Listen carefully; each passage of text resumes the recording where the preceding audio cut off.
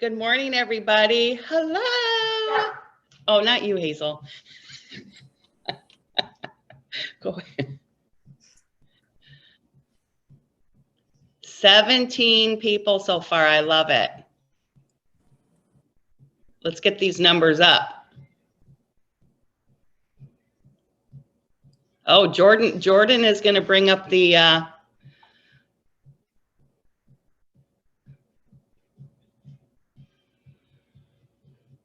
thank you, Jordan.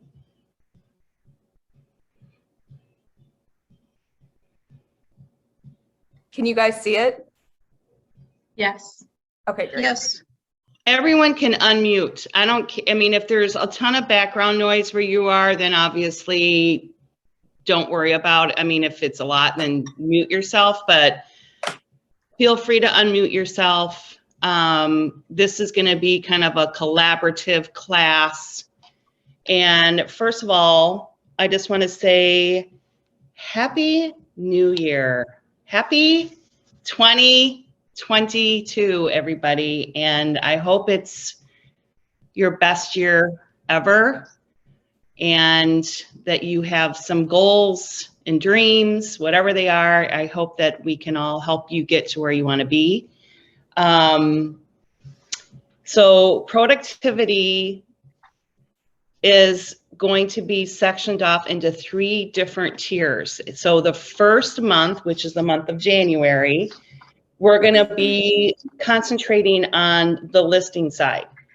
So great, now you have a listing appointment. Oh dear God, what do I do? So that's going to be kind of what we're going to talk about today. Next week, I'm going to present a 10-minute listing presentation, and it's not going to be all the bells and whistles, but it's going to be the real nuts and bolts of what should be in a listing presentation. And I got to tell you, when we first started out 7 years ago, we didn't have fancy brochures. We still really don't. We didn't have all the bells and whistles, and I can honestly tell you, it didn't matter. So I want to just kind of go over next week, what really do you need in a listing presentation? You're there to sell your brand and your connection to whoever you're sitting across the table with. So really that's the most important thing. And then I'm going to have 2 other people also come in and present their listing presentation. Again, only a 10-minute one. The next week is really going to be interesting because we're going to be going over all the objections that you're going to hear when you're at a listing appointment. And there's a lot of them. So I'm going to have 50 objections, and we as a class are going to work through those objections. There's a ton, but honestly, there's 5 main objections, and we're going to go through those 5. You're going to hear them at almost every single appointment, and we're going to head on handle those objections. The last class of the month is actually going to be, you will be presenting, and it's going to be sloppy. It's not going to be pretty. It doesn't matter, but you're going to present a 5-minute listing appointment of listing presentation to whoever we're going to partner you up with. And it's really just to kind of get your head in gear, your thoughts together, your presentation, what that looks like. If someone were to call you and say, Angela, I want you to come over and list my house. Can you come over at 12 o'clock? You should be able to grab something and go with confidence. So that's what the first month is going to be like, and it's going to be fun. I promise you. And you're going to come away with, in every class, with something. Every class, we're going to spend a little time on lead generation, but I like to call it client care. So it's reaching out to your database in some form or fashion. It's texting, calling, emailing, but we're going to start with baby steps. So you're going to feel more confident as the class goes on through the next 3 months, you're going to feel more confident in making those calls or text or emails. I promise you. February is going to be geared towards buyers. So we'll get into that more later in the month, but the whole month of February will be buyer related, and we're going to be doing a mock open house. We're going to go on a field trip. So there's going to be some fun things coming your way. Does anyone have any questions? Now that we have 24 people here, I love it. No? Okay. So all of you, I hope, are familiar with the listing contract. If you're not, I highly suggest that you do. This is what you're going to be bringing to your listing appointment.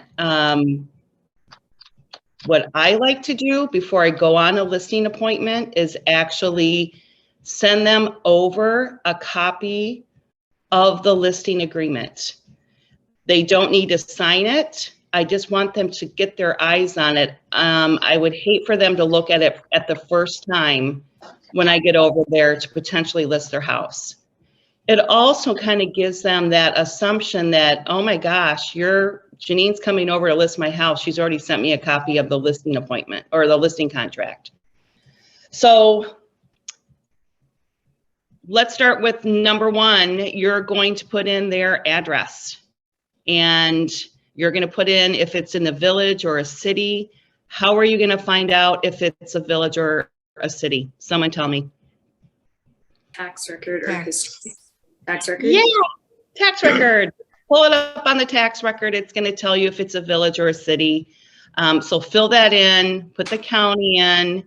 Now, obviously, when you're at the appointment, you're going to ask them what is included with the house. I can tell you what not to do. Don't put in kitchen appliances.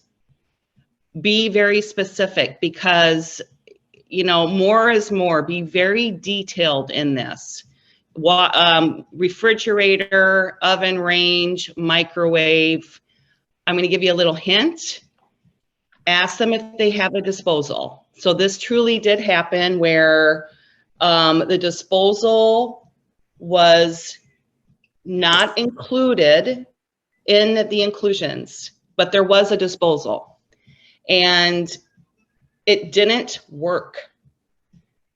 So when they asked for the disposal to be fixed, they said that it wasn't included in the inclusions and they weren't going to fix it. So that's like one of the first things we do is when we're going over appliances, what's included, do you have a garbage disposal? Don't assume that they do, because I've also heard of people putting in that, yes, there is a garbage disposal and there isn't. And guess what? They're putting in a garbage disposal because they said it was included. So, I mean, something as so dumb as that can be so important. And just having these little tidbits when you're sitting across from a seller, you can kind of tell them some of these, why it's so important. And now you know why, because you've heard it from somebody else. Not included in the list price. So what isn't included? We have crash printed in our listing contracts, seller or tenant's personal property. So that is first and foremost. And then get into the conversation, guys. Is there anything attached that you are going to bring with you? AKA light fixture. Is there a dining room chandelier? Is there a bathroom fixture that you intend to bring with you? Please ask them that question. I can't tell you how many times. I can tell you my war story that I listed it was a real estate agent's house, a commercial. And he did not have any exclusions except for his personal property. The walkthrough happened with the buyer's agent the day before, and she called me and she said, Janine, the dining room chandelier is gone. I'm like, what? Did I quickly go in? No, it was not excluded. It should have been there. Well, my seller already, moved across state, and it was a battle. It was a battle. So really go over this with your seller. Is if there is a dining room chandelier that they want to take with them, now's the time to talk about, well, okay, great. You should take it then. Do you dismantle it and replace it with something else before you list it, or do you just exclude it? That is a conversation to have with your seller. So have that conversation. If they do say they're going to take it down and replace it with something else and you don't need to exclude it, please make sure that it is A, not in the photos, and B, that it is truly taken down and replaced with something else before you go on the market. You don't want to get into any kind of issues there. So then you're going to talk about the price. So this isn't the first time you're going to talk about price. At this point in time in your appointment, you've already agreed upon a price. So you're going to write that in there. You're going to write it out in numerically, and then also just write it out. Now, marketing line 18. This is identifying how you're going to be marketing the property. So in ours, we have rjschmidtgroup.com, kw.com. It's going to go on Zillow, Trulia, Realtor.com. And then we have 150 plus website syndications. That's what KW does. So that's not anything that's unique to us. Agent networking, open houses, and professional photography. So all of that should be in your marketing. And it kind of just shows them, basically, you guys, we're all doing the same thing, but it looks like this is something unique, and it's going to give you a step up. Janine? Yes? I have a question. So is that like, I know that yours is already filled out in there. Do we have to add all, like, obviously we're not in J. Schmidt Group, but do we have to add all that ourselves into that section? It would be helpful, and we just have it printed. So every time we bring it, we start a new listing, it's already in there. Yeah. Okay. Yep. Thanks. You bet. Okay, here, you guys, is what I think you're going to find interesting, maybe, maybe not, is line 27, commission. This is really kind of makes me laugh a little bit. The first commission shall be, and notice what I have highlighted, 876% plus $695. So our standard commission, so basically this is going to help you not go down to a 5% commission rate, right? So I when I go over this part of the contract, I'll say, so our commission, you can choose, is 876% plus a $695 commission fee. And they're like, what? So which one do you feel more comfortable with, the 8, 7, or 6%? Well, what's the difference? There isn't a difference. What do you feel best with? And they'll say, so they're going to go to the 6%. I mean, it kind of makes you laugh. No one has ever chosen a 7 or an 8%. What they're going to ask you, though, is this. What is that $695 for? So I believe for non-JSG teammates, it's a $295 commission fee, right, Kathleen? Or somebody? Yes? Yeah, I'm pretty sure. Okay. Yep. So this to us, and it also should be to you, is a non-negotiable. And if they ask me what this is for, it is a Keller Williams commission that I cannot touch. This is the one thing I cannot touch. I've only got slammed down once, and that was, I don't know, 3 years ago, and he flat out refused to pay for it. So I had to come out of my pocket, but I couldn't believe it. But I just say that is a commission fee that I cannot touch. And out of that, 2.4% goes to the co-broke. I kind of slide into it that way. So this is what I'll say. Once we agree on the 6%, so the commission is 6% plus $695, or for you guys, it would be $295. Don't say $295. They're going to think it's $2.95. That's happened to me. So make sure you say $295. And of that, 2.4% goes to the buyer broker.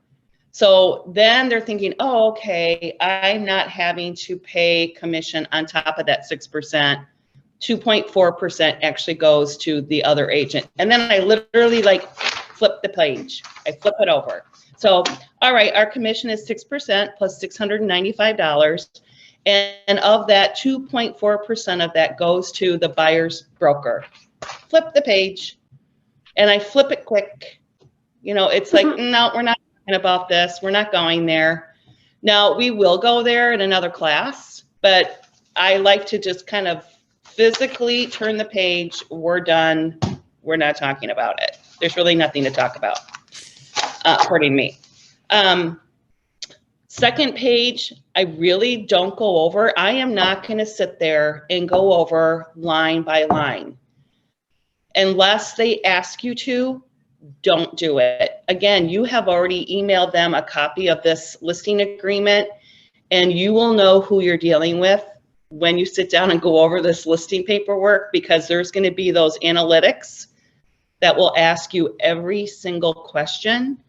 But for the most part, guys, I don't get that. It's, you know, I know you've read over the listing agreement, and let's go ahead and get this signed. So I pretty much skip the second page until we get to the top of the third page, because now this actually starts on the bottom of the second page. This is going to talk about multiple representation relationships and designated agency.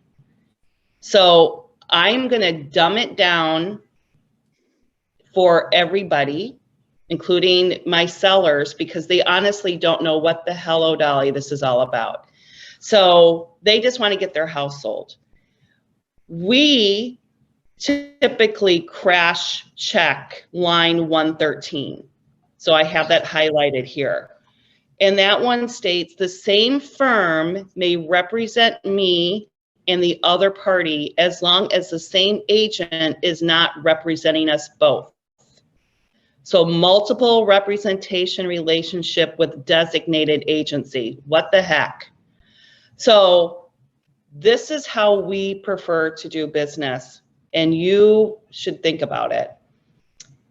Let's say I'm doing an open house at my listing, and Melissa comes in and she flippin' loves the house, does not have an agent. Janine, we love it. Can you write an offer? So this is how I do business. I absolutely would love for you to buy this house, Melissa. I represent the seller in this transaction, and I would like to designate an agent that will represent you so you can have fair representation. How does that sound? Great. So what I'm going to do is I'm going to call an agent, and let's say I'm not on a team, and say, Maggie, could you write an offer for these buyers that I picked up in an open house, and with referral fee or whatever it is that you want to agree to do? You're gonna have that hammered out with that other agent. So like on our team, for instance, if Maggie was hosting her own listing and a buyer walked in, she would call either myself or Jay and say, okay, I've got, I'm at my listing and I have a buyer that walked in, and I need one of you to represent them and write the offer. Because then clearly the roles have been defined. There are no blurry lines for your client, your seller. It's already your buyer. That buyer has been designated, and now they will have a relationship on their own. But Maggie is going to get credit. She's going to get, on our team anyway, she will get both sides of that deal. So there's no feeling of either party feeling that they're not represented. And that just totally makes sense. So that's how we roll it out, is I'm only going to represent you, Mr. and Mrs. Seller. If there is a party that comes through the open house, I will designate an agent to handle the transaction. I will not be representing them. So that's that. The second one on line with 115, the same firm may represent me and the other party, but the firm must remain neutral regardless if one or more different agents are involved without designated agency. So it's basically saying that you are going to represent both, but you're really, neither one of them is a client. So now you've changed your relationship with your seller. They're not going to like that, most likely. They are sitting down with you to list their house. They want you to represent them. So I highly suggest doing the designated agency on line 113. Line 118, I had one seller check this box. I'm like, what? The same firm cannot represent both me and the other party in the same transaction. I reject multiple representation relationships, meaning a Keller Williams agent could not write on this property. And he checked it and he didn't really know what he was checking. So we had to go through and explain everything. So be aware of line 113 through 118, because you're going to have to figure out, if you're listing a property, what happens when you have a buyer that comes in without an agent and they want to write. Have a partner that you can reach out to and say, can you be the designated buyer agent on this transaction? Any questions on that? Okay. All right. There is line 147. Rarely have I ever had to fill that out. Confidential information. Sometimes I've seen it where the parties are getting a divorce and they don't want that to be verbalized. It's confidential. Of course, that would be confidential anyway, right? Line 159. Now, this is something that we need to talk about. All right. You're sitting at the listing appointment. You're getting everything signed. They've agreed to your commission. You are so excited. And now they say, oh, you know what, Lisa, we actually have someone that said they might buy our house. And all of a sudden you are completely deflated and you're like, I cannot believe this is happening. I've gotten to this point and now they already say they have an excluded buyer. So this is how I roll with that. I'm going to tell you for sure that like 99% of those excluded buyers do not come through. It's a neighbor's friend or, you know, a friend of a friend that said, you know, they would love to buy our house if it ever went on the market. Most likely it's not going to happen. I don't really want to throw that into the seller's face, but this is what I do. I'm like, great. Let's exclude them. So I always put everything in a delayed, most likely for 3 weeks. So I have a lot of time. Let's go ahead and exclude them for 5 days and let them know that they have 5 days to write that offer. I am then not going to, you know, get the photographer over there.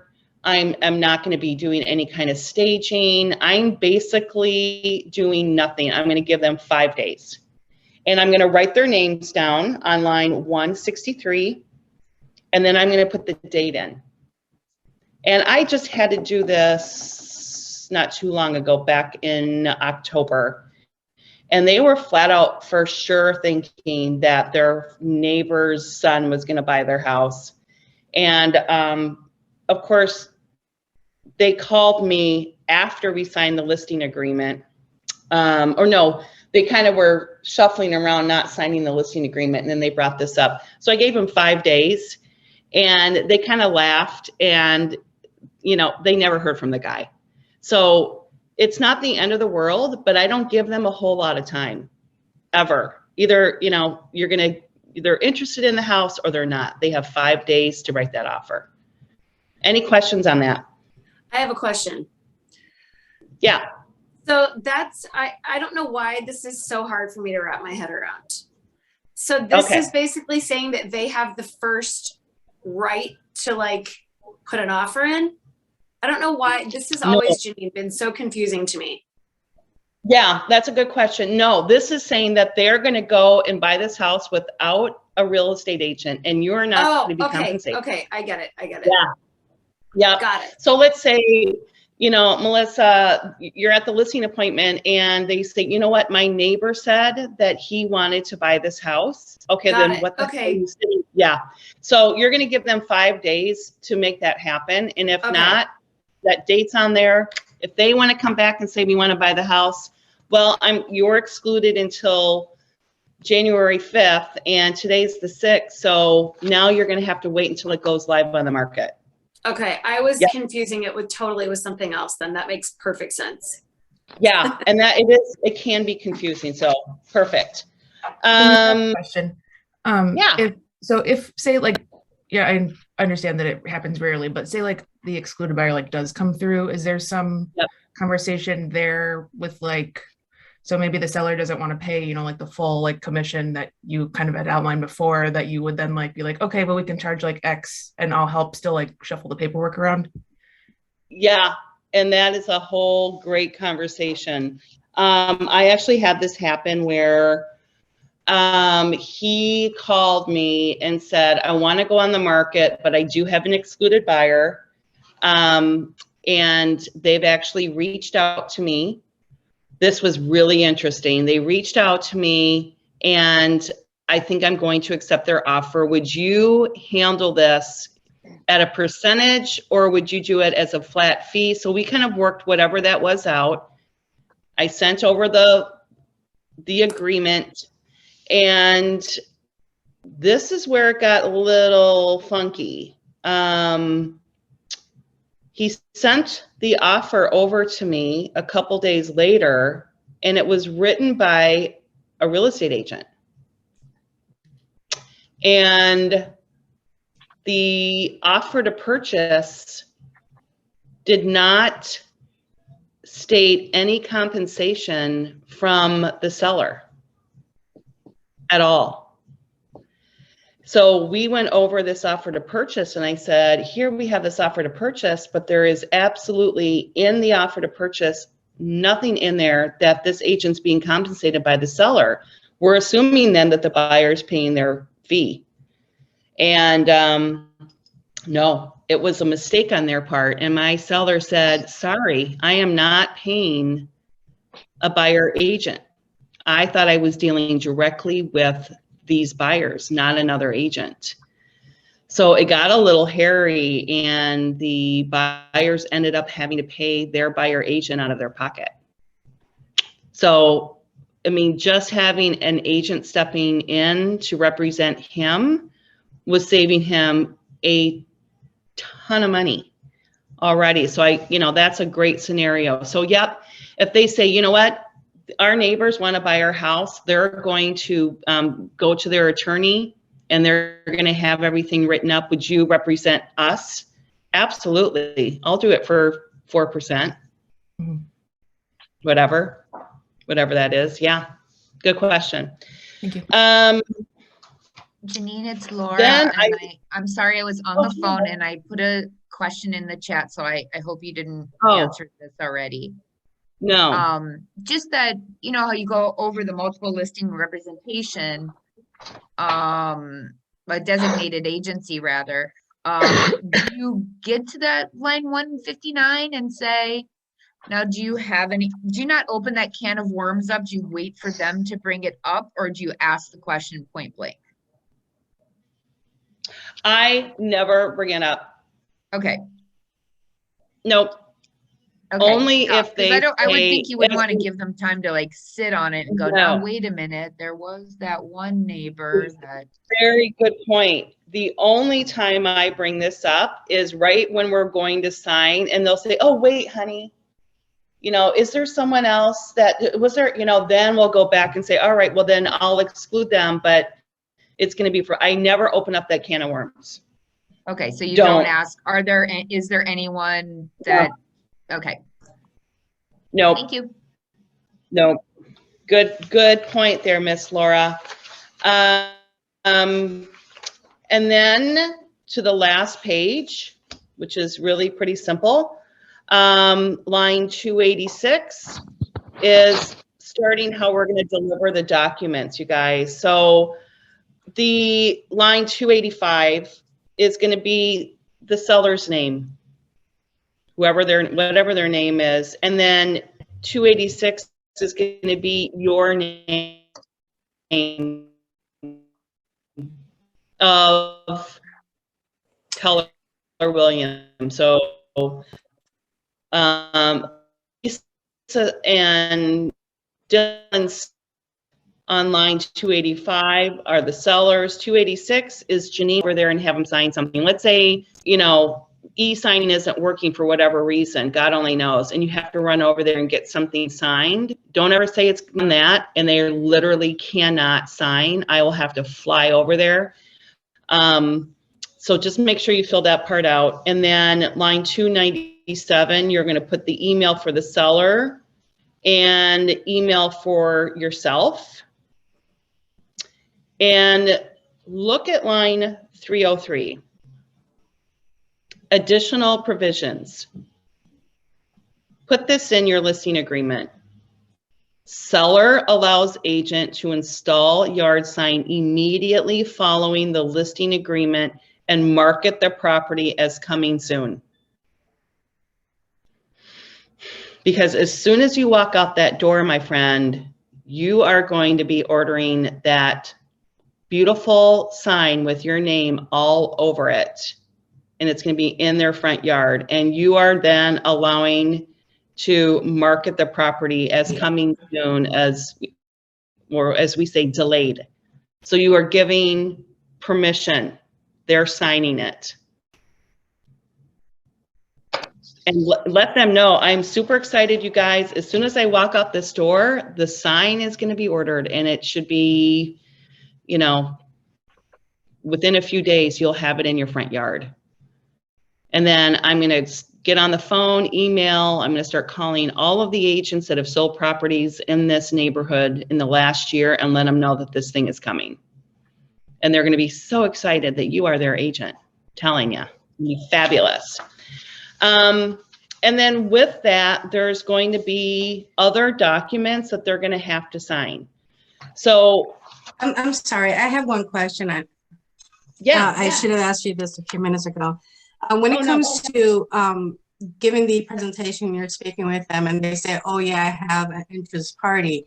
By skipping that and not really asking them directly, if they come back later and say, oh no, this person we had before that showed their interest, if by my not asking it, can it come back to haunt me? Can they come back and say, well, you were upfront and asked a question? No, I would say, oh my gosh, I am so excited. They will have the opportunity to write an offer on the property when it goes live on the market January 13th. Do they have an agent? Gotcha. That's what I do. Because Okay. again, 99% of the time, these people are not going to come forward. So, and it has happened that they'll say, oh my gosh, you know, so-and-so said they wanted to buy the house. I'm like, great, let them know January 13th. Do they have an agent?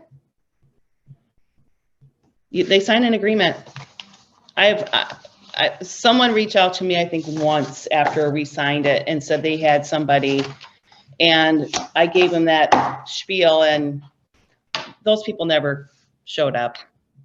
So if they have someone that is truly interested in the property, they're going to tell you, or they have already had that conversation with those people. And that's why you're here now, because clearly they didn't come forward. So we have the addendum S that needs to be signed. So all of this other paperwork, for the most part, I'm going to have them e-sign.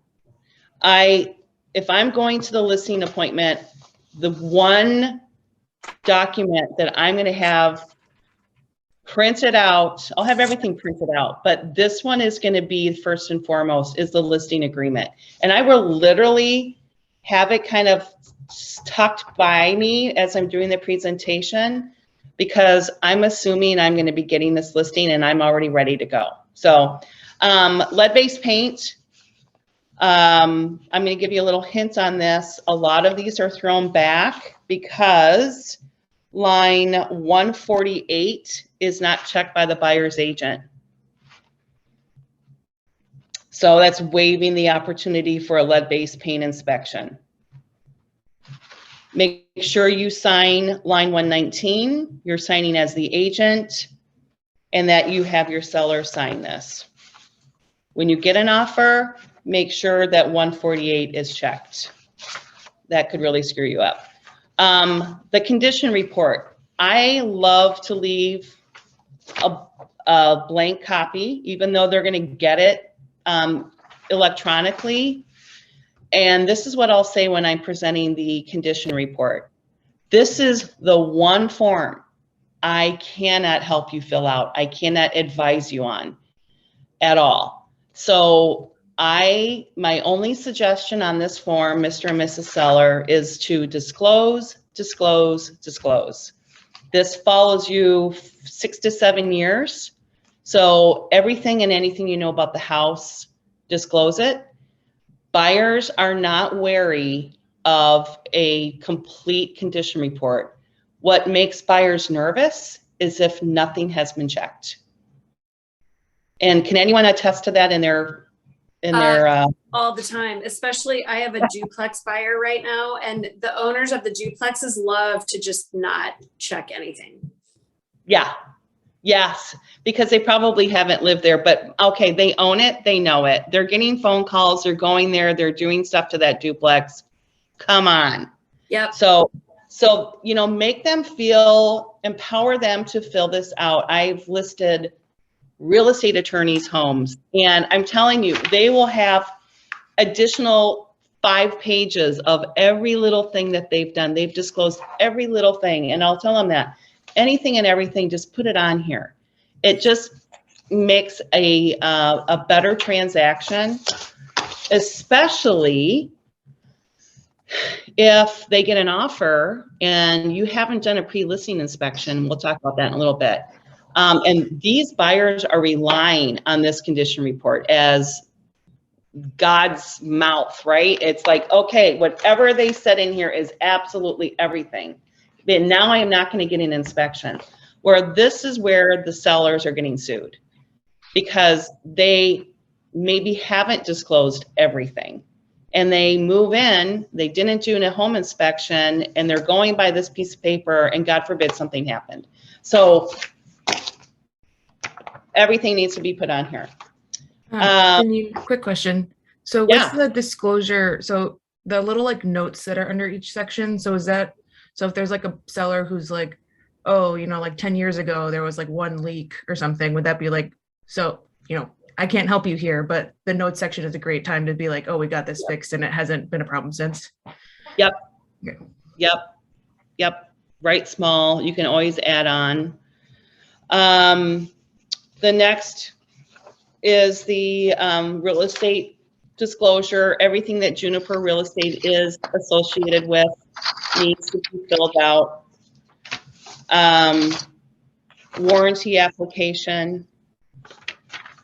And I'll bring this to you guys next week, assuming that we're going to do it in person. I'm not sure. I guess it depends on, I would assume we're doing it in person. I'm not sure. But I have a new listing profile sheet that we fill out. That's on there next, I think, Jordan. Yeah, there it is. And it really is helpful for you as a listing agent to kind of keep everything organized. It's just things that you need to fill out. And there's also part 2, which is kind of just getting all the information from your sellers. These are things that you're going to fill out. It's going to go into showing time. And then everything that you need for MLS. Okay, here are the things that I love for the sellers to do. So again, most of this I'm going to be sending over to them electronically or dropping off at their house prior to my appointment.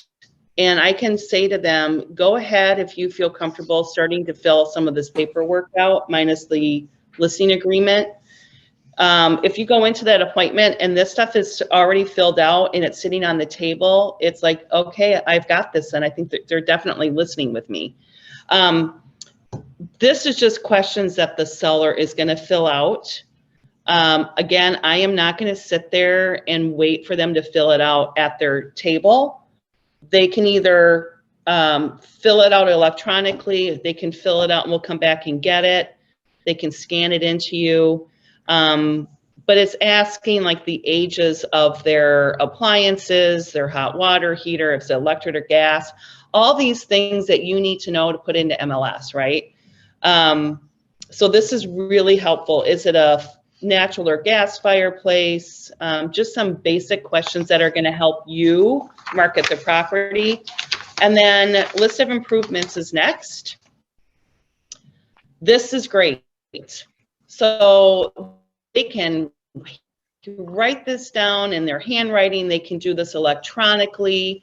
But what I tell the seller as I'm going, leaving this information with them is go through every single room and literally write down every improvement that you've done in that room, because 9 times out of 10, they have forgotten some of the improvements. And they're like, oh my gosh, I forgot we put new windows in our sunroom in 2008. Oh my gosh. So this is really helpful for them to kind of get a grasp on what have they done since their ownership. It could be a long list. It could be just a few things. This is super important, you guys, because when you, as a listing agent, are meeting the appraiser, when that appraiser comes to the property, because you are going to be there to meet the appraiser, you are going to bring all the information on this house, and the list of improvements could be a win. If they're not seeing the value and you have a ton of improvements that they've done since their ownership, this could actually be saving you in that appraisal. It's happened to us several times. So bring this with you when you meet that appraiser once you get it under contract. So this is super important. How do you have the conversation about appraisal or the information with the appraiser? You just say, here's a bunch of stuff, or do you how do you start that conversation? I love them. And so when I meet, that's a great question. When I meet the appraiser, I usually have my comparables with me. If I had several offers, and I'm actually a little nervous, let's say, about the price, like, oh shoot, I can't even, it went for 30,000 over. I can't even believe it myself. I will bring copies of the other offers, and I will, with a Sharpie, take out the person's name, but I will have the copies with me, stapled. I had 5 offers on this property, and this is the offer that got it. Obviously, that's why you're here. They love that, because they will ask, well, how many offers did you get? And you could be like, I don't know, 4 or 5. Actually, I have them here with me. It's like, here you go. And here are the lists of improvements that they've done since their ownership. So I'm kind of like out of their way. Sometimes I've had to help measure for things or whatever. They'll ask a ton of questions if you're there. So be prepared. And this is one thing I'll say to them. Do you have any concerns about this appraisal? I've had a few that said, yeah, I do. I'm going to need some more comps. Is there any way you can get your hands on something? I will listen. I will try to get as much information from those appraisers as possible. I want to look at them in the eye. And they don't have as much clout and power as they used to, because everything is now so systemized. But I think having just that personal connection, and you're there with any answer. And if you don't have the answer, let your seller know that you're going to be there. Seller can be there if they want. I do not have a problem with the seller being there. A lot of sellers would like to be there.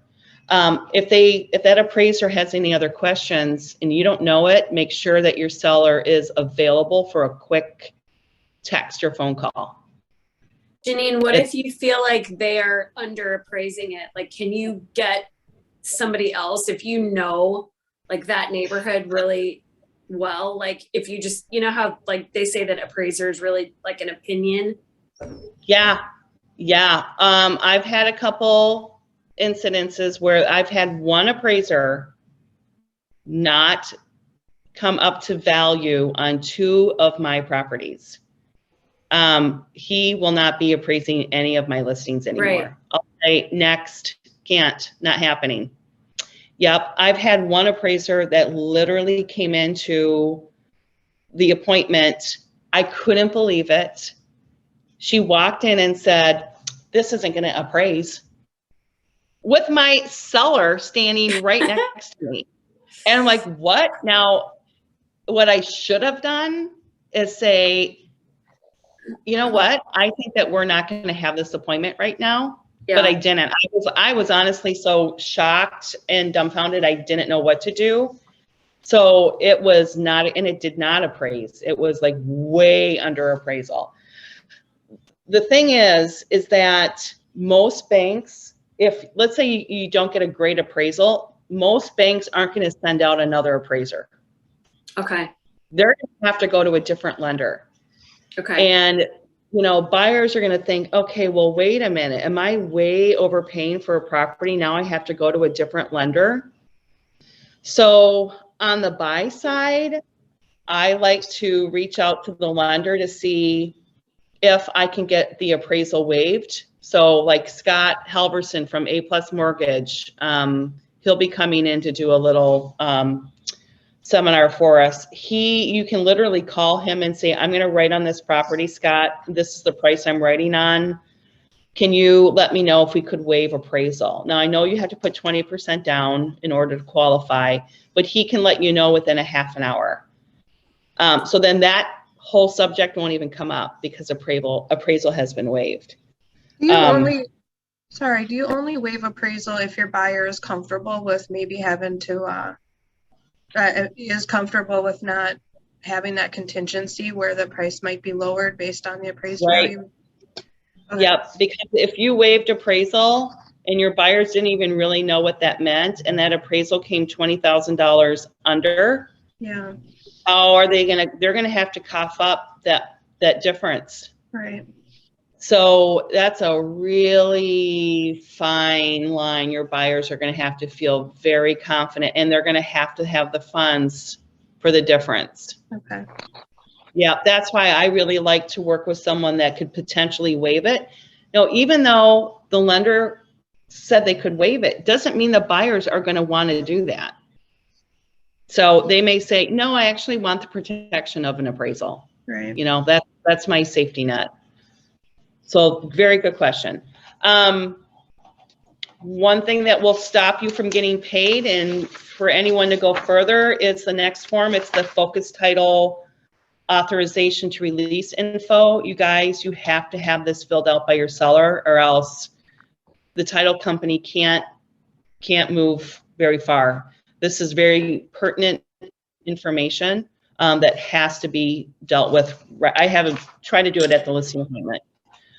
The last one, but not least, is the delayed form. So again, every property that we do, we put into delayed. It kind of takes away the excuse that the buyer isn't, or the seller, excuse me, isn't ready to list. I'm going to give you 3 weeks. So giving me and you both 3 weeks is going to be such a plus because I can do so many things behind the scenes and create such a buzz about your home and an urgency when that start date happens. So when you're signing your listing paperwork, you're going to sign it for the day that you are there. But you're also knowing that on this delayed form that you're going to insert the start showing date, which can be 3 weeks from the day that your contract is signed. So I think that is in yellow. So make sure that you put that date in and that they sign it. Don't leave home without it, because that's giving you permission to put it into delayed for however many days or weeks you want to do it. Does the that start showing date need to align with the date that you're putting for the date it's going to be listed on the listing? Well, so your listing contract on the back is going to be the term of the contract. That's, let's say you're there today, right? You're going to have them sign it today. Goes into effect today. You've got the contract today, but it is not going to be shown. It's going to be delayed until 3 weeks out. Yep. So then on that highlighted line, then we write a date 3 weeks from today. Yep. Okay. You have to still indicate it in the MLS, just on the delayed status. Yeah, so you're going to put it in delayed status, and then it will, if you go into MLS and you look at any of the delayed, you can go in and see what day it is actually going on the market. If you're setting your buyers up for listings, I think you actually have to manually send them the delayed listings. They are not automatically going to get those. Just FYI, they're not going to see those. Okay. So I always go in, if I have buyers that are looking for something and they're set up in MLS, they're not going to see those delayed listings. You're going to have to go in there and look at them and send them over to them. Any questions? I do have one on the lead-based paint. You Yeah. indicated that when we give that to our seller, automatically check off that box to waive the paint, lead-based paint? No, I just make sure I have it highlighted because I want to make sure that when it goes into the buyer's hands that it's highlighted and they don't forget to check it. Oh, okay, they so you will. just highlight it. Okay. I highlight it. Yeah. Have you ever had one that wanted the testing? One. And yeah, of course they found lead-based paint. And did they spend, I don't know, several thousands of dollars to remove the lead-based paint? And I mean, it was like over the top. It was, anyway, they moved, I think, a year and a half later. They certainly didn't get their money back on that. Do you include it on all properties or only ones that are built after 78 or before? Yep. 78? Only the ones that were built before 1978. Okay. Yep. Because otherwise it's null and void. What other questions do you guys have? Is this helpful? Yes. Yes. Mhm. Okay. For So- the appraiser, I'm sorry. Yeah. Go For ahead. the appraiser, when you give them your comparables and all the copies of the offers that you had received, taking out the buyer's information, of course, the person who's presenting, they're just looking at the contract itself. How do they really know that that's legit for their property? That you really received it? Oh, I'll have the address there. I mean, they've got to have a trust. You have a license, so you're not going to lie. Yeah. You know, I've never had anyone question my integrity. Yeah. Nope. Okay. But I have, that did save me. I got to tell you, it has saved me a few times by bringing those. Certainly did. So things to have is the comparable, any other offers, and the list of improvements with you. List of improvements and things to know. I swear to God, they will get there and say, "How old is this furnace, Janine?" I'm like, oh, here it is. So, and don't think that a packet is still going to be in that house with all of that information. 9 out of 10 times the seller is like, "I'm throwing this away," or "It's been lost." So get all your info together, be prepared, let the seller know you're going to be there. Honestly, that's kind of a win when you go to a listing appointment, is when you say, I or a member of my team will be at that appraisal. I can tell you that probably 9 out of 10 agents do not go to their appraisals for their listings. And that's a really vulnerable last step for a seller to get over. That's like the last contingency. Somebody better be there for that. You know, this is a huge last step, and don't let that one drop. We're always there. So How do you keep that how do you choose an appraiser? Is that usually selected by the lender, or do you have some kind of persuasion there? Nope, the lender is the one that provides the appraiser. So if you want to make sure that you don't have a particular appraiser coming in that's always appraising it under value, then you have to select a different lender.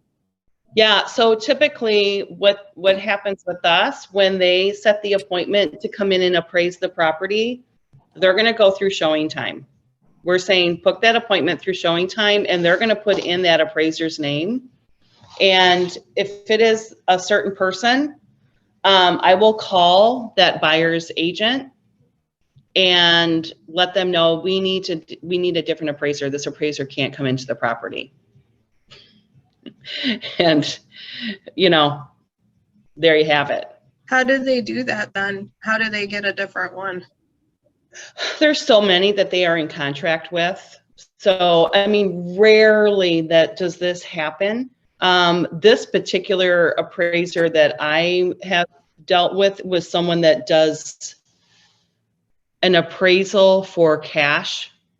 So my cash buyer would write an offer on a property and still want the protection of an appraisal. So then that appraiser, for some reason, just kind of wants to show everybody that this value was too high. So yeah, for whatever reason, you know, you are working for your client, but there are just some that you just, no, thank you. Ask for another one. Okay. Because once you get that appraiser in there and they have sent the report, you're not going to be able to change that. It's not going to happen. Just doesn't happen. Makes the deal tougher. It does. Yep. So this is the nuts and bolts. Honestly, you guys, take some time and really get to know that listing contract. Get to know these forms. If you're having some downtime right now because inventory is so low, spend an afternoon going through this, because you are going to be asked a lot of questions, and hopefully you're going to know what the answer is. So just be prepared. Be prepared. And the top ones for us have been the commission, more so what that $695 is for. Again, my response is it is a Keller Williams commission. I cannot touch that. That seems to like let everyone go. They kind of drop it. Reinforce that 2.4% of that does go to the co-broke, and you flip the page as quick as possible. So, you know, the more you linger over that whole commission, the more opportunity there's going to be for rebuttal. So I kind of, you know, it's like, no, we're not going there. And then really know about the representation and have someone in mind that you would trust to write an offer for a buyer that you may have gotten off a call sign or an open house or whatever. You don't want to be representing both of these, the buyer and the seller. That's not what the seller hired you for. And you just want to make things clean. You don't want to be hauled into some lawsuit. So just designate it to somebody else. That's the biggest piece of advice I can give you. Know those exclusions, inclusions, write them out specifically. These are all things, believe it or not, that while you're negotiating an offer, if things are not done correctly, could literally make you lose the deal. If you're writing an offer and a chandelier was excluded and you didn't write that in your offer and it was exactly the same except for that mistake that you made, a listing agent may not come back to you and say, oh, Josephine, you didn't exclude the chandelier. They may say, she screwed up. I'm going with this other agent. She has her act together. I'm not kidding you. So really, really be careful on both sides. Look at the details. And it doesn't hurt to have a second pair of eyes look over any document that you've had signed just to make sure that you've got everything. You know, I do. There are times where I'll send like, hey, can you take this and look at it? Because I'm not quite sure I got everything. So now we have just a few minutes left. I want you guys to get out your phones and do me a favor. It's gonna be really easy. Are you ready? Before we do the next step, I have one question for you. I did have a person that requested me to put in writing on the contract what the additional commission, like that $6.95. They actually wanted me to put it into the contract why they were paying that $6.95. What would you have put in? I mean, you can't put KW commission at that point. I would just say what I can tell you, it's a Keller Williams commission fee. I mean, that's what it is. So you would type that into the contract if they're asking you to put it in? Yes, I would write $295 as a Keller Williams commission fee. Okay. That's very interesting. Yeah, I mean, because I even called Kimmy on it back when I was requested it, and she told me I could not indicate that it was a KW commission fee. Well, then I would then do whatever Kimmy says, because she's the legal police. Yeah, I've never had that happen. I just tell them it's a Keller Williams commission fee. We could not say that it was a what I was told is that we had to say it was commission. So, boy, at that point, you know, if that's interesting. Nothing surprises me though. All right. yeah. So get out your phone, and I have an assignment. It'll be so easy. I want you to text until you get a coffee date with somebody in your sphere, a past client if you have any, someone in your database. I don't care who it is. Set an appointment to say, hey, can you grab a cup of coffee? So do it now. Do it, do it, do it, do it. So simple. And you know what? All you're going to do when you do have a cup of coffee, if it is not a past client, which some of you, most of you aren't going to have, let them know how you're doing. Ask how they're doing. Ask them if they know anyone that's looking to sell a house. That's it. So simple, but it's really hard to do. But once you start getting into the action of being intentional on a daily basis of reaching out to somebody, it's going to be habit, and it's going to be really fun. I try to do at least 2 to 3 coffees a week, and it kind of gets you into the motion, and they have turned into clients, whether I thought they were ever going to do it or not. And stick to the challenge. And honestly, you guys, that's what builds your confidence. Set a challenge. I'm going to have 3 coffees a week. I'm going to be intentional. I'm going to ask them if they know of anyone that's looking to sell their house. And you'll never know what's going to happen. If you do that 3 days a week, I'm telling you, you're going to be on a great path to success. Very, very easy. Next week, we're going to have a couple people present their listing presentations. I'm going to do the same. You guys are going to take notes, and then you're going to start preparing what your listing presentation will be like. I don't want you to get caught up in all the bells and whistles. You're going to take a few points from anyone that you can really relate to from next week, and you're just going to do a small folder for yourself. And it doesn't have to be pretty. It can be, I don't care what it looks like. But I want you to have something that if you were to be called to go on a listing appointment, you would have something to bring with you. So I don't want you to sweat over it. I just want you to think about what that would look like. Go and see on the internet what people have in their listing presentations. Go and ask people in the office, hey, could I take a peek at your listing presentation? Everyone here is willing to share, as you will see next week. And just kind of keep thinking in the back of your mind, what is it that I want mine to look like? And it's going to empower you when you do get that call. If you're prepared, you're going to be ready to go, right? Okay. Thank you. Thanks, Janine. Thank you so much. Make a coffee appointment. Thank And you. nice You're the seeing all best. your beautiful faces. Thanks. Thank All right. you. Yeah. See you guys. Bye. Have a great day.